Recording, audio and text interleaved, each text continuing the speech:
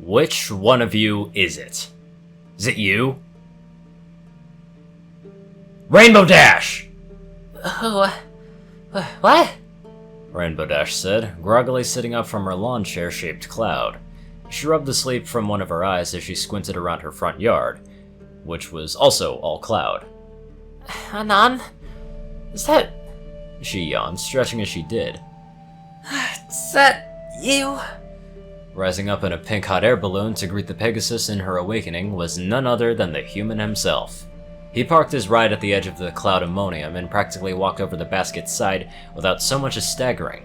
Then, Anon made his way to the Pegasus, standing with his arms crossed and his shadow cast over her. With the sun no longer in her eyes, Rainbow Dash stopped squinting and saw the look on the human's face. Determination bordering anger. That might also explain his seamless gait. So, what's up? She said.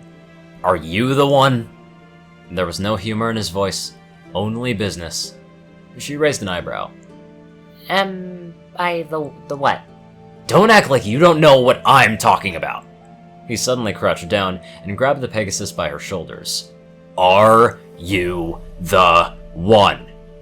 His face inched even closer with each word, ending with her noses mere inches from touching.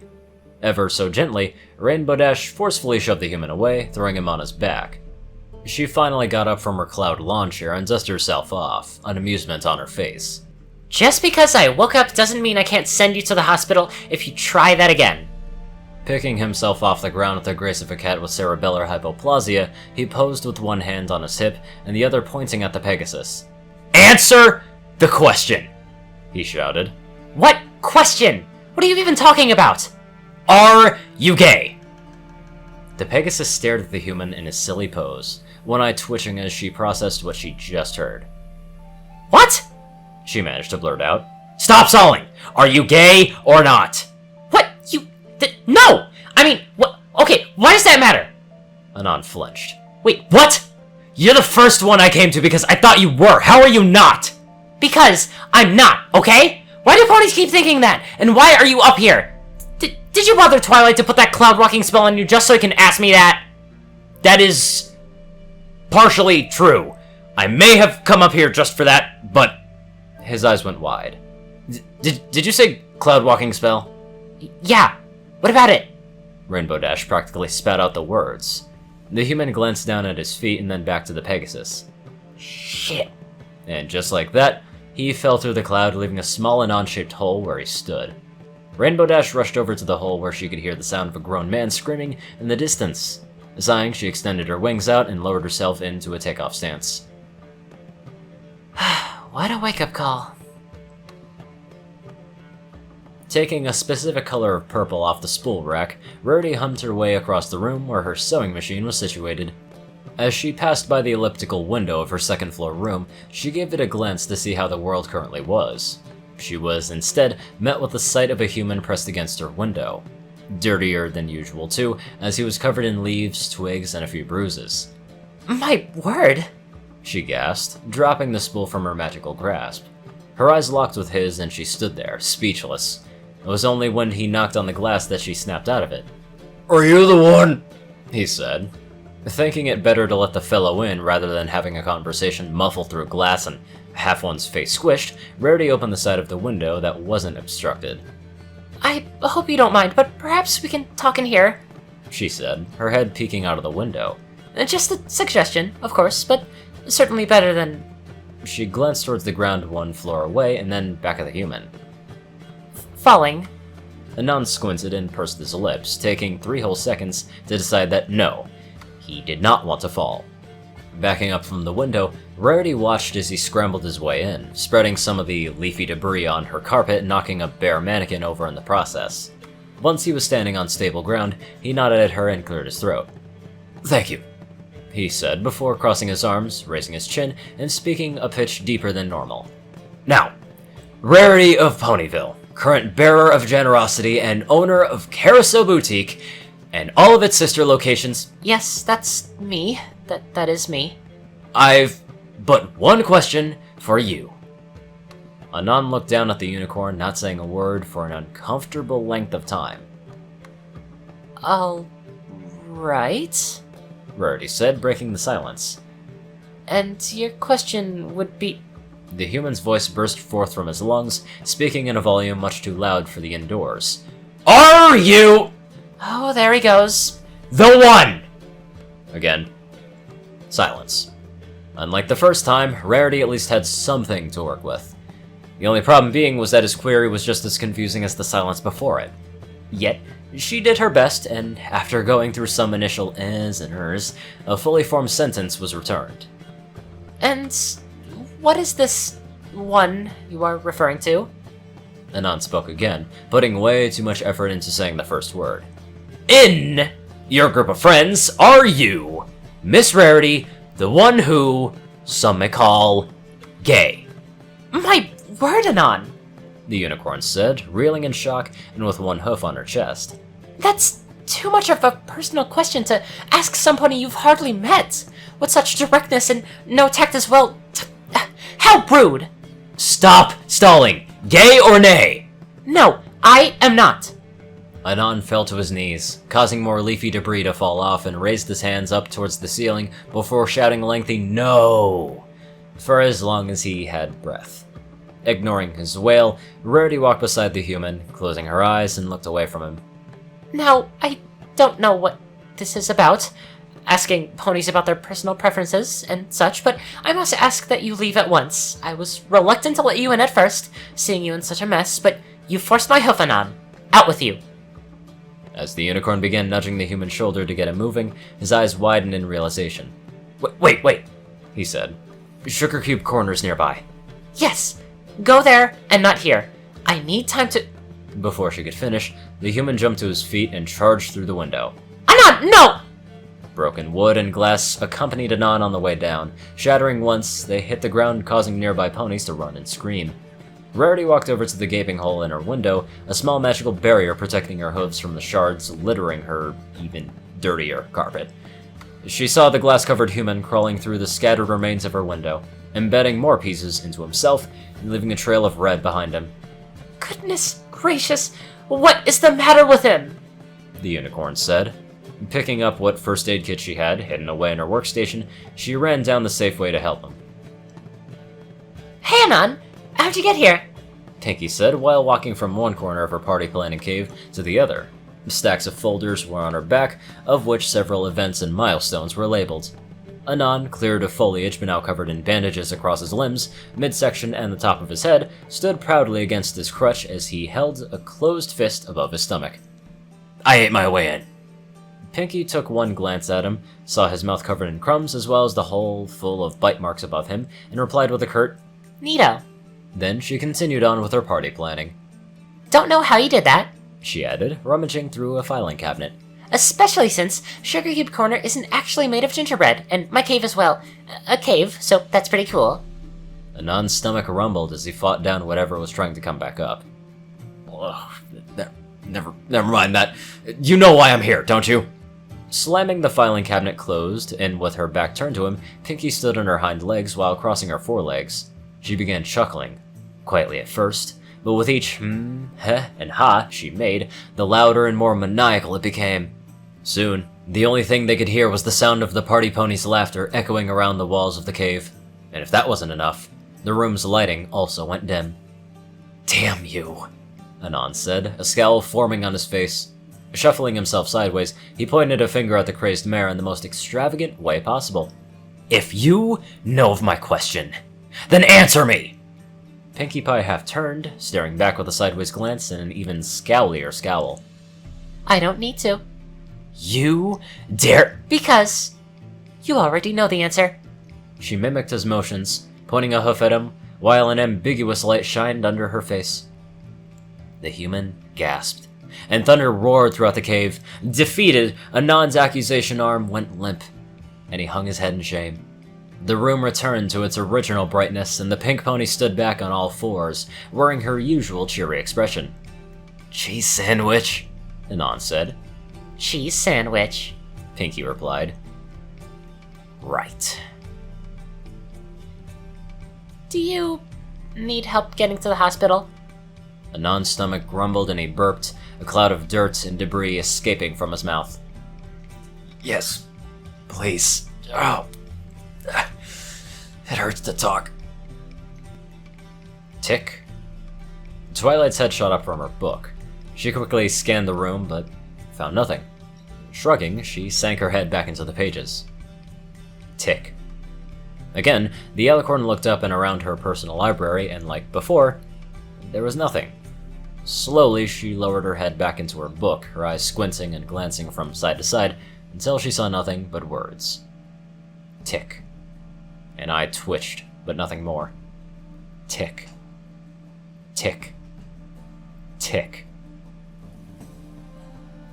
Twilight held her breath, waiting for the next interruption to her quiet.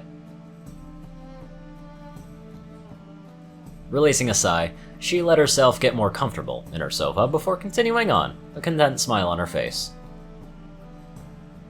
Smashing the window of her castle's library, a rock the size of a pony's head came flying through. Twilight yelped, covering herself with a wing and conjuring up a barrier around herself. She grimaced as the ensuing crash pounded against her eardrums, the reverb of the castle not doing her any favors. It wasn't until the final thud of the rock was heard that the Alicorn peeked through a crack between her feathers to see the results. The shelves and all their books were surprisingly untouched. To her surprise, the other sofas and chairs weren't as decimated as the crash made it seem. Maybe requiring a bit of cleaning here and there, but they were nonetheless usable. Lastly, covered in transparent crystal shards and the rock that caused the mess was the coffee table. Despite appearing messy, the table itself was fine, being made of the same crystal as her castle's walls. Overall, everything was either alright or salvageable, and Twilight had nothing to worry about. No. At least, everything except the books on top of the coffee table. The Alicorn immediately dropped her barrier and picked up all the crystal shards in one magical swoop. As she clumped them together in a giant ball hovering above her, she scrambled to the table. The books were ruined. Scratch marks lined the covers, while those unlucky enough to have soft covers had cuts as deep as 50 pages running across them. It'd take a week or two to get them all replaced. Worst yet, they were all books she's yet to read. Twilight wanted to scream. She wanted to cry. She wanted so much to despair for her unread material. Instead, something in her mind snapped. Whatever emotion was on her face was gone. Her visage was blank, neither showing a smile nor a frown. Taking the ball of crystals with her, she took to the broken window high up in her library, and she calmly hovered through the opening, rearranging the crystals into long, snaking lines so that they could follow her through. Once outside, she rearranged the crystals again, this time creating multiple halos behind her. Far below, sitting in a wheelchair, several meters from the base of her castle, was Anon. He was wearing a blue hospital gown with small plastic tubes coming out from the back and connecting to various bags hanging on to an IV stand right beside him. On his lap was a slingshot, and raised above his head was a sign.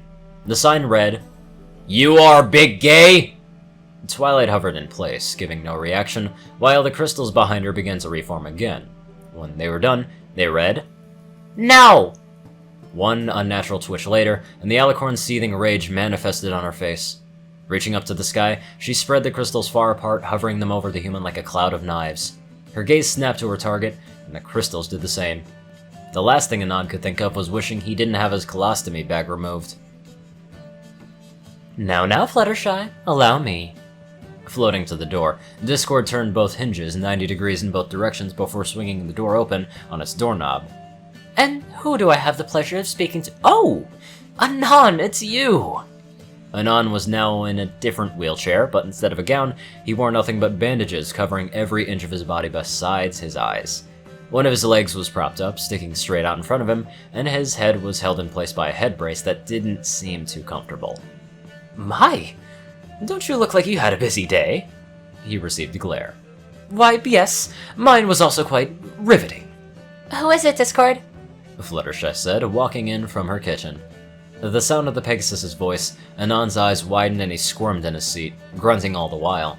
Discord couldn't help but smirk at the sight. Floating off to the side, the Draconicus gestured to the door with both hands, saying, "Oh, take a look for yourself."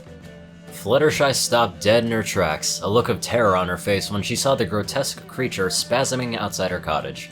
She took a step back and almost fled to her kitchen if she didn't remember Discord hovering right there, acting calm as ever. Is that your friend? She said, doing her best not to make eye contact with the thing. The Draconiquist put a paw to his chest and gasped in faux offense. Fluttershy! Don't you know your dear friend Anon? He snapped, disappearing and reappearing behind the wheelchair. He placed his hands on the human's shoulder, inciting muffled groans of discomfort. He just came by to say hello among, other things. The Pegasus tilted her head before taking another moment to observe the creature again. When she saw the perverted eyes of someone filled with an undying desire for degeneracy, she gasped. Anon! It is you! Anon stopped shaking and nodded.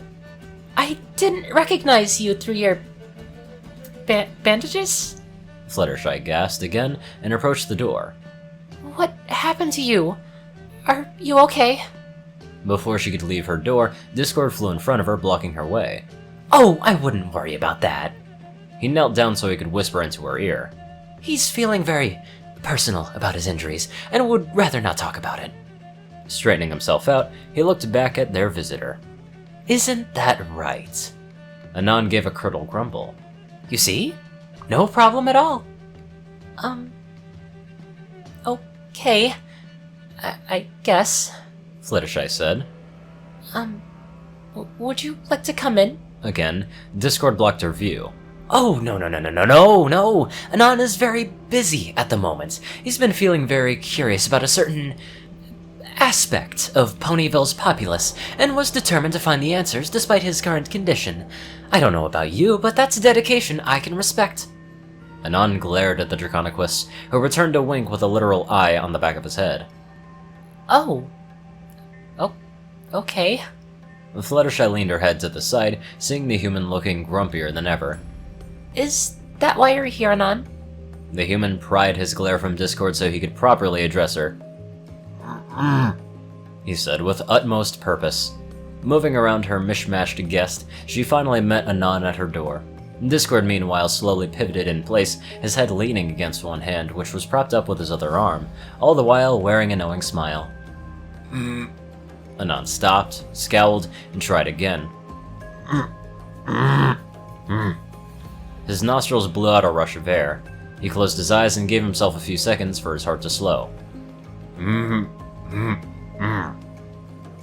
The wheelchair-bound human attempted to groan out his frustration, but managed to forget that he was wearing a head brace. When he threw his head back for further emphasis, the brace broke and his head got stuck looking up. The following vocalizations were not from his emotional pain. Fluttershy grimaced, hiding behind a hoof and wing.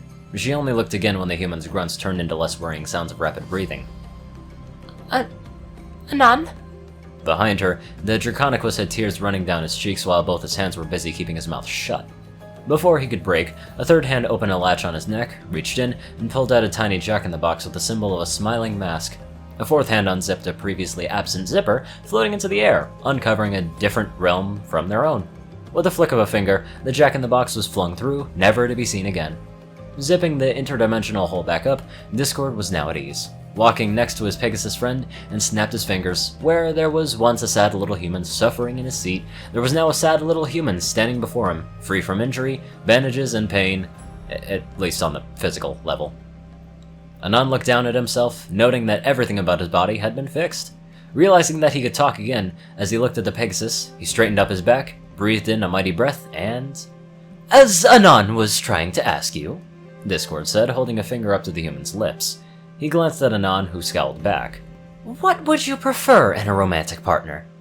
Oh! Fluttershy held up a hoof to her mouth, and her face turned a slight pink. I didn't realize it would be so personal.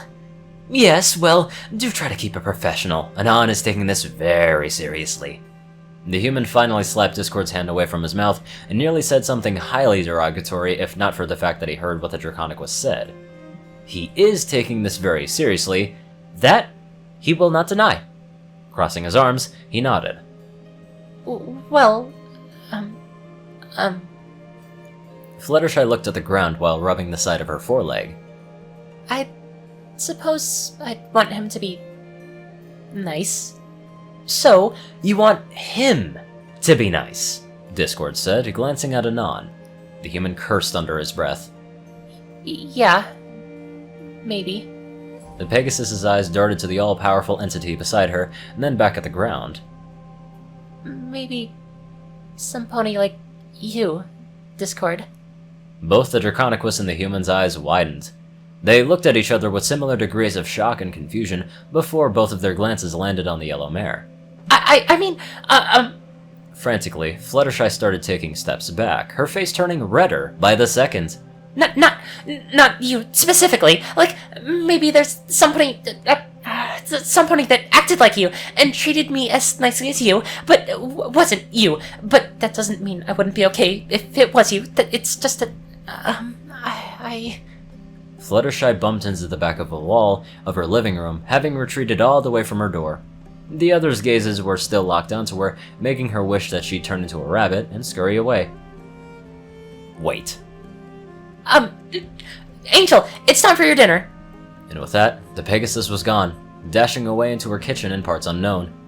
Discord straightened himself out, stroking his chin, and he eyed the opening leading to the kitchen. Well, that was subtle, he said. His gaze lingered for another moment longer before he turned towards the human outside the door.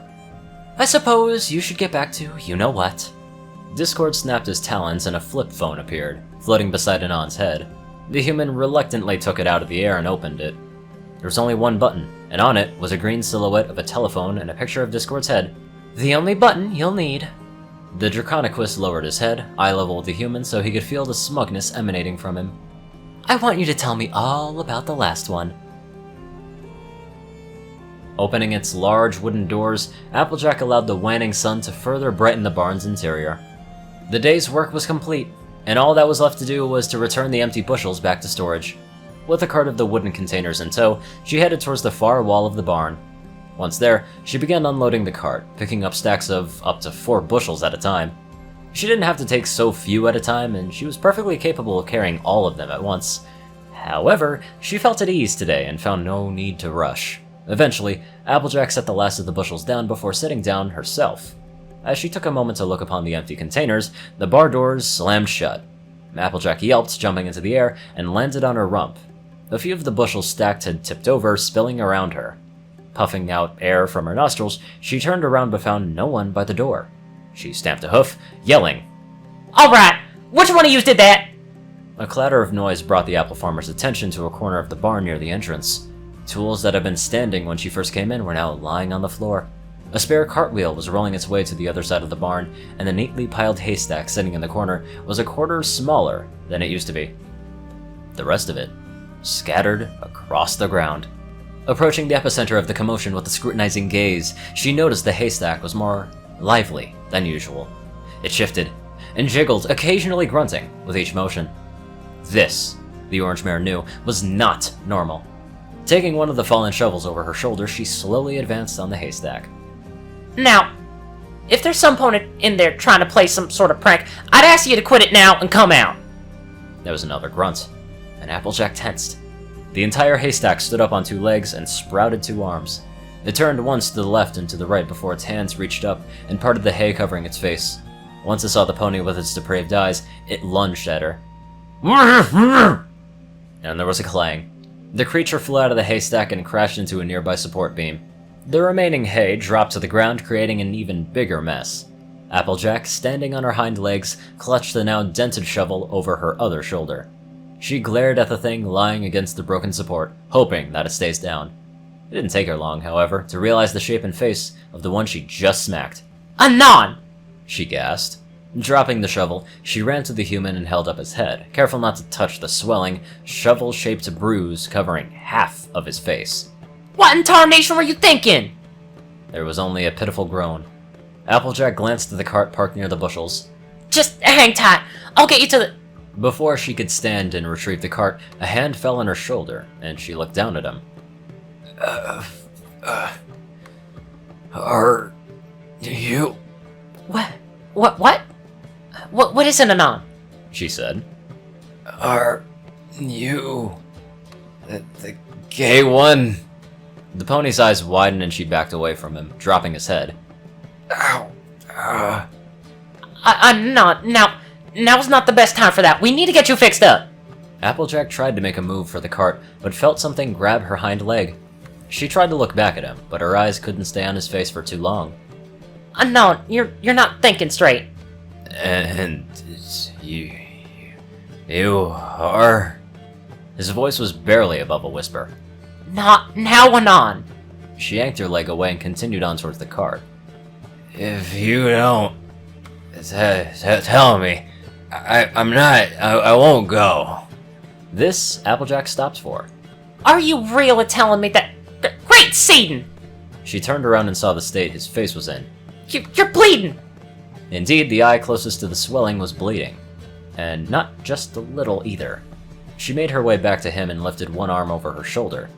Looks like I'll be bringing you to the cart instead. She began to hoist him onto her back, but he didn't budge. Come on, Anon, work with me! You still got some strength in you. Huh?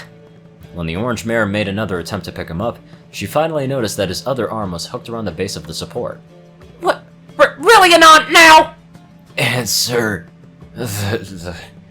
answer question, he said, his voice gravely. Your eye is bleeding. I'll let go. Glancing between the support and the human's face, Applejack sighed. I may have thought about one of my friends as more than friends. There, you happy? She felt his grip on the beam loosen, and was finally able to hoist him over her back. As she carried him over to the cart, she let out a huff. You best not tell any pony, else this'll be the shovel on the other side of your face. Anon smiled, though it didn't last long. A few seconds later, his eyes widened and he too huffed. God damn it. Discord. It was... So... I'm good? Anon asked. An ice pack was tied around his head, covering half of his face. There was also bandages underneath that covered the swollen eye. The pony doctor went through his clipboard, making occasional glances at the human. Well, Mr. Anon, considering you've miraculously bounced back from the 3 other incidents, all on the same day, I'd say you'll do just fine, he said. Flipping back to the first paper, he looked at Anon with tired eyes. Please, don't come back for a 5th. Anon was led into the hallway, where he eventually found himself back in the hospital's main entrance lobby. Besides the receptionist dozing away with her head propped up on one hoof, he was alone.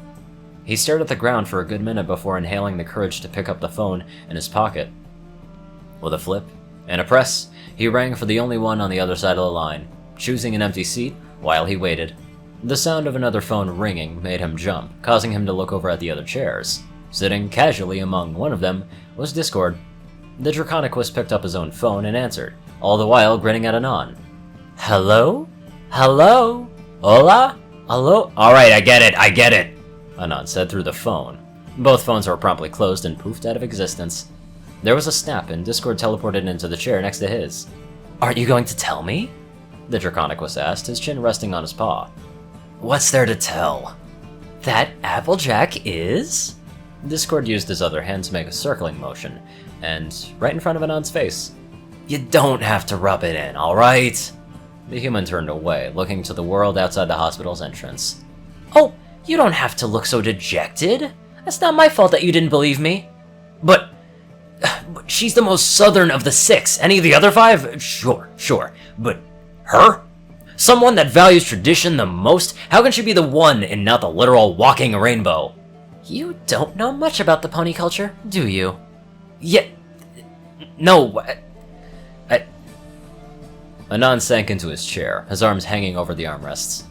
Man, I just wanted to win the bet so I can get a functioning computer in this backwater place. With functioning interdimensional internet? That too. Discord observed his paw, frequently turning it front and back before pressing the middle finger against the thumb. You know, I could always send you home, he said, his head resting on his other hand. But I get free food here! Sighing, Discord straightened himself out and looked down at the pitiful creature not moving from the chair. Alright, because I'm not without compassion, I'll give you another chance. At this, Anon perked up and listened intently. Find whoever Applejack is head over hooves for, and I will give you your technology box. With internet? Anon asked, hands together and doing his best to look even more pathetic. Yes, my friends, with internet. Discord snapped, and he was gone. Anon rose from his chair like a reborn phoenix. He looked at the door of the hospital once before his head snapped towards the glass barrier next to it. Feeling the rising fire in his heart, he clutched his fists. The one.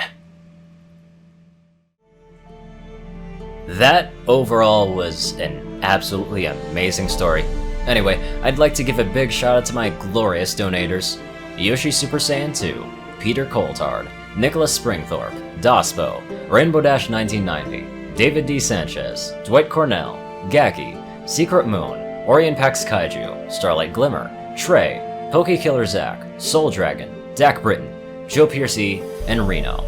Thank you all very much for watching this video, and I'll see you all in the next one.